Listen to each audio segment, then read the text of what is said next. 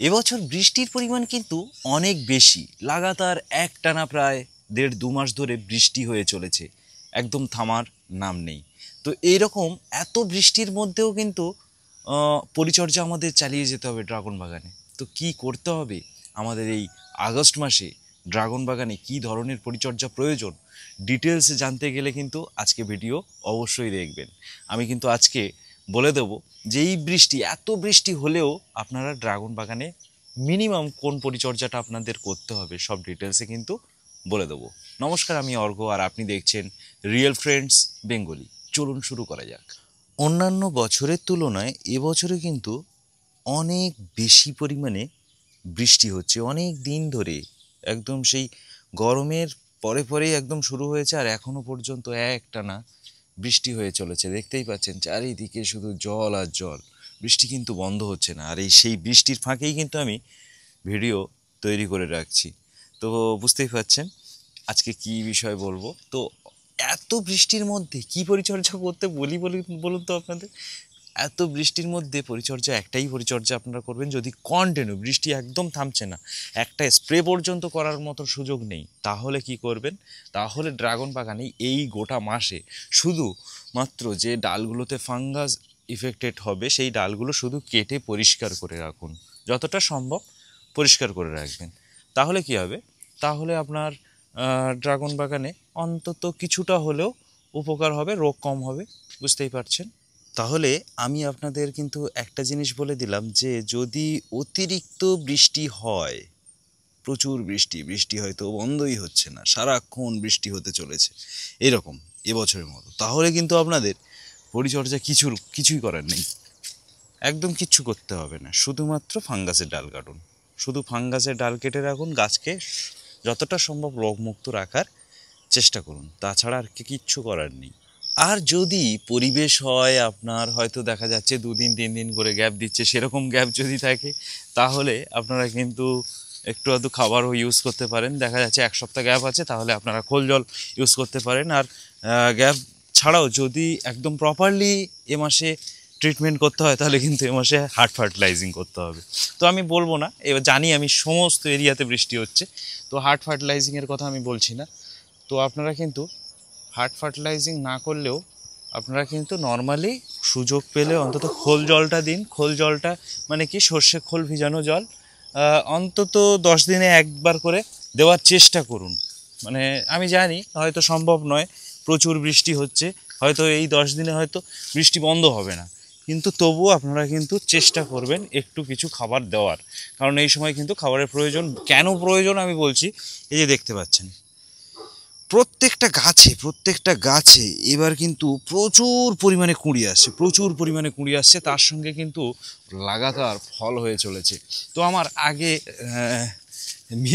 মিবাও dragon fruit, এই যে দেখতে পাচ্ছেন, তো মিবাও ড্রাগন ফ্রুট আগে এসে বড় ফলটা চুরি হয়ে গেছে, তো তারপরে কিন্তু এই দেখতে পাচ্ছেন আবার ফল একটা হয়েছে। তাছাড়াও ফুল কিন্তু প্রচুর এসছে, ফুল গাছে প্রচুর এসছে, মিবাও ড্রাগন ফ্রুটে প্রচুর ফুল। এই যে আমাকে হয়তো আরও ভেঙে দিতে হবে, এত ফুল রাখা যাবে না।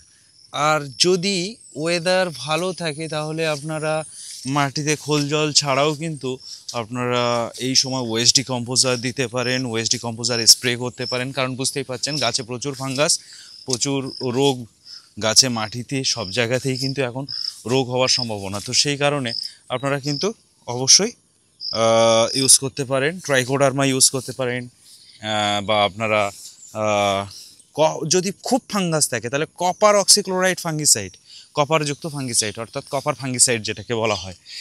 অনেকেরই দ্বিমত আছে, আমি অনেকে জানে না এই ব্যাপারটা, যে কপার ফাঙ্গিসাইড কিন্তু অর্গানিক ফার্মিংয়ে আপনারা ইউজ করতে পারেন কপার ফাঙ্গিসাইড। তো অন্য ফাঙ্গিসাইড চলবে না, অন্য ফাঙ্গিসাইড কোনোটাই চলবে না। ব্লাইটক্স আমি দেখিয়েছিলাম, তো ব্লাইটক্স কিন্তু আপনারা দিতে পারেন মানে অর্গানিক ফার্মিং। আর যারা কেমিক্যাল অর্গানিক মিশিয়ে করেন তারা সব কিছুই দিতে পারেন, কোনো কিছুই বাধা নেই। আর মাটিতে যদি আপনার কাছে দানা শিউইড থাকে, গ্রানালস যেটা, তো গ্রানালস শিউইড কিন্তু মাটিতে আপনারা ইউজ করতে পারেন। এই দেখুন, এটা হচ্ছে আসুন্তা ফাইভ পেট্রিশিয়া। কুঁড়ি কিন্তু আসছে, আবার কুঁড়ি নষ্ট হয়ে যাচ্ছে এত বৃষ্টির জন্য। তো কুঁড়ি কিন্তু বড় হচ্ছে, হয়ে নষ্ট হয়ে যাচ্ছে। দেখুন এখানে কিন্তু অনেকগুলো নষ্ট হয়ে গেছে। তো আসুন্তা ফাইভ পেট্রিশিয়া আবার কিন্তু কুঁড়ি বেরোচ্ছে। তো এরকমই প্রত্যেকটা গাছে কুঁড়ি বেরোচ্ছে। তো এই সময় কিন্তু আপনারা আরও খাবার যেগুলো দিতে পারেন, সিউইড গ্রানালস দিতে পারেন, সিউইড স্প্রে করতে পারেন গাছে। তাছাড়াও গাছে কিন্তু আপনারা যে হিউমিক অ্যাসিড, এপসাম সল্ট, এগুলো কিন্তু আপনারা ইউজ করতে পারেন মাটিতে, যদি আপনার ওয়েদার ঠিক থাকে তাহলে। না হলে এত কিছু কিন্তু ইউজ করার সুযোগ আপনারা পাবেন না। তো মোটামুটি এগুলো ইউজ করুন, এগুলো ইউজ করলেই কিন্তু যথেষ্টই। দেখুন নতুন আশুনতা সিক্সের কিন্তু গ্রাফটিং সাকসেস হয়ে গেছে। প্রত্যেকটা গ্রাফটিং থেকে ব্রাঞ্চ ডেভেলপ করছে। দেখুন প্রত্যেকটা গ্রাফটিং থেকে ব্রাঞ্চ ডেভেলপ করছে, প্রত্যেকটা, কোনোটা মিস করেনি। তো যাই হোক, আশুনতা সিক্সও খুব কিছুদিনের মধ্যে বাগানে দেখতে পাবেন আপনারা। এটা অফিসিয়াল আশুনতা সিক্স। তো মোটামুটি এরকম প্রত্যেকটা খাবার আপনারা দিন, যদি আপনার ওয়েদার ঠিক থাকে তাহলে দিন। ওয়েদার ঠিক না থাকলে কিন্তু খাবার দিলে শুধু পয়সাই খরচা হবে। স্প্রে করবেন, স্প্রেটা ধুয়ে চলে যাবে, কোনো পয়সা খরচা হবে কিন্তু কোনো কাজ হবে না ঠিক করে।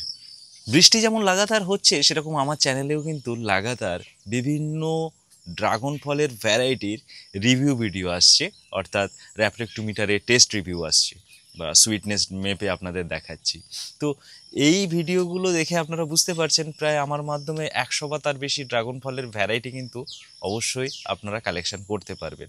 তার জন্য কি করতে হবে, স্ক্রিনে একটা নাম্বার আপনারা দেখতে পাচ্ছেন, এটা আমার হোয়াটসঅ্যাপ নাম্বার। এই হোয়াটসঅ্যাপ নাম্বারে আপনাকে হোয়াটসঅ্যাপে একটা SMS পাঠাতে হবে আমাকে। লিখবেন প্রাইস লিস্ট বা ভ্যারাইটি লিস্ট, জাস্ট এইটুকু লিখে আমাকে সেন্ড করে দেবেন। আমার যে 100 বা তার বেশি ড্রাগন ফলের ভ্যারাইটি, এর একটা লিস্ট আমার কাছে তৈরি করা আছে। সেই লিস্ট আপনার SMS এর রিপ্লাই হিসেবে অবশ্যই আপনার নাম্বারে সেন্ড করে দেওয়া হবে। আর ভিডিওটা ভালো লেগে থাকলে লাইক, শেয়ার, কমেন্ট তো অবশ্যই করবেন। সঙ্গে যদি এখনও সাবস্ক্রাইব না করে থাকেন আমার চ্যানেলটা, তাহলে অবশ্যই সাবস্ক্রাইব করে নেবেন। আর তার সঙ্গে ভিডিওটা আজ এই পর্যন্ত, দেখা হবে পরের ভিডিওয়ে। ধন্যবাদ, ভালো থাকবেন, নমস্কার।